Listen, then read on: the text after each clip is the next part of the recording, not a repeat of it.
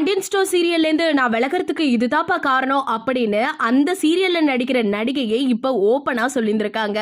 அந்த ஒரு செய்தி தான் இப்போ பேரதிர்ச்சியை ஏற்படுத்தியிருக்கு. அதை பத்தி இந்த வீடியோல நம்ம இப்போ முழுமையா பார்க்கலாம். விஜய் டிவில பாண்டியன் ஸ்டோர் தொடர் எந்த அளவுக்கு சூப்பரான ஹிட்டான ஒரு சீரியலுங்கிறது நம்ம சொல்லி தெரிவிக்க வேண்டியதே இல்லை. ஆல்ரெடி நம்ம எல்லாருக்கும் தெரியும். 2வது சீசனும் இப்போ வேற லெவலா போய்கிட்டு இருக்கு. பாண்டியன் ஸ்டோர் சீசன் 2ல அரசிங்கிற கேரக்டர்ல நடிச்சிட்டு வந்துட்டு இருக்க சத்யா சாயை நம்ம எல்லாருக்கும் நல்லா தெரியும். ஏன்னா இதுக்கு முன்னாடி பாண்டியன் ஸ்டோர் ஃபர்ஸ்ட் சீசன்லயும் அவங்க சின்ன ரோல்ல நடிச்சிருப்பாங்க. அதுவும் முஸ்லீம் பெண்ணா வந்திருப்பாங்க. அவங்களோட ஆக்டிங்கும் ஓரளவு சைலண்டா இருந்தாலும் சூப்பரா தான் இருந்துச்சு. பாண்டியன் ஸ்டோர் சீரியல்ல கடைக்குட்டி கண்ணனுக்கு ஜோடியா தான் வருவாங்க, அதுக்காக தான் இந்த ரோல் கொடுத்துருக்காங்க அப்படின்னு நம்ம எல்லாரும் நினைச்சிட்டு இருந்தோம். ஹிந்து பையனுக்கும் முஸ்லீம் பெண்ணுக்கும் காதல் ஏற்பட போகுது, ஸோ கதை வேற லெவலா இருக்க போகுது அப்படின்னு தான் ரசிகர்களுக்கு மத்தியில அரசல் புரசலான பேச்சும் இருந்துச்சு. ஆனா சில நாட்களுக்கு ஷூட்டிங் நடந்த பிறகு அந்த ரோல் வேணாம் அப்படின்னு முடிவெடுத்திருக்காங்க.